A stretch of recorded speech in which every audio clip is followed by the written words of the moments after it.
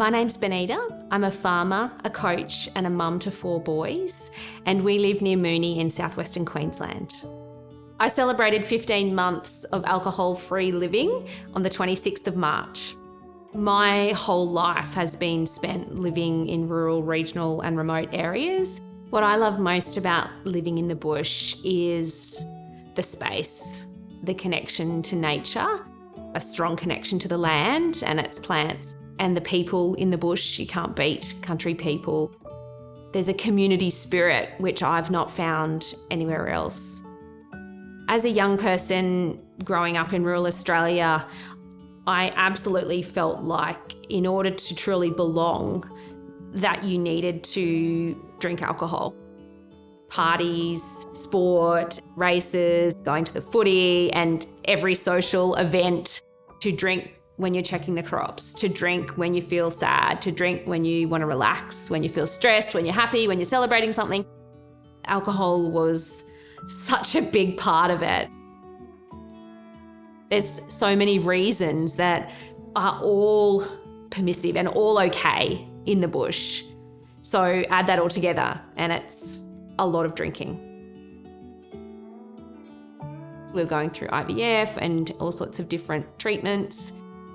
And I had to think about all the criteria for the optimal conditions of conceiving a baby. And I found it quite difficult to not drink while we were going through infertility. I was not drinking excessively at all, but I do recall a red flag in my mind. I felt some fear around, will I be able to not drink when I'm pregnant? Will I be able to fully give it up and be okay with it? I was a little bit scared. When I did become pregnant, what I noticed was that I actually felt relief about not needing to set myself up with any rules. I can't drink now, I'm pregnant. And I felt okay with that. And when I reflect back on my 3 pregnancies, I liked the solid rule that I couldn't break, didn't want to break, because I was carrying our beautiful children. And I liked that fact. Once I'd had a baby and I was breastfeeding, I noticed that I'd glorified alcohol and I was plotting, how many hours has it been since I fed? When will I be able to have a drink tonight? Is the baby going to wake up in the night? I was always thinking about when I was going to get that next relief, which I think was looking for relaxation. I'm not at all anti-alcohol or anyone who chooses to have a drink, but for me, I was relying on it far too often.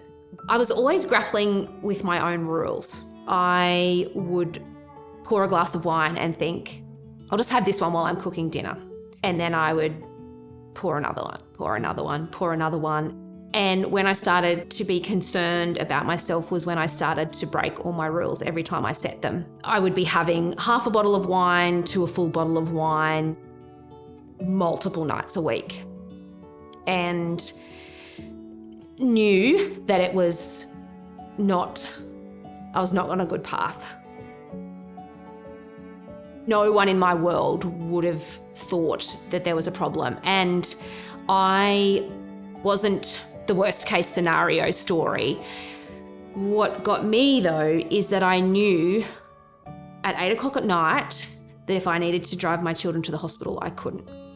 And there was no one else around who could do that. It was like all little pieces of the puzzle came together that I needed in order to stop.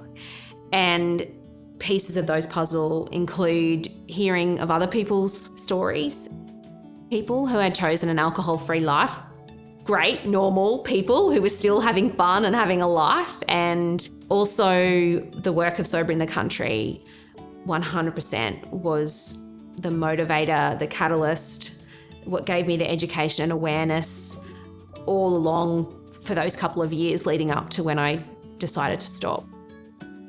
One of the things I loved about no alcohol in my world was the clarity that it gave me. I had this new lease of confidence and courage to face other challenges that came along in the 12 months after I quit alcohol. I'm really grateful that I found the courage, with Sober in the Country's help, to listen to myself, to pay attention to the inner voice and the little nudges I was receiving that something had to change. I'm a big believer in the power of storytelling, as is Shanna, and she has set the tone for all of us to be brave, to share our stories. And she went first. And now people like me have felt empowered and felt the courage that if she can do it, then we can do it too. And we all have unique and extraordinary stories to share in our own way. But that if we can, the more of us who talk about it and share with vulnerability, the better we will all be together.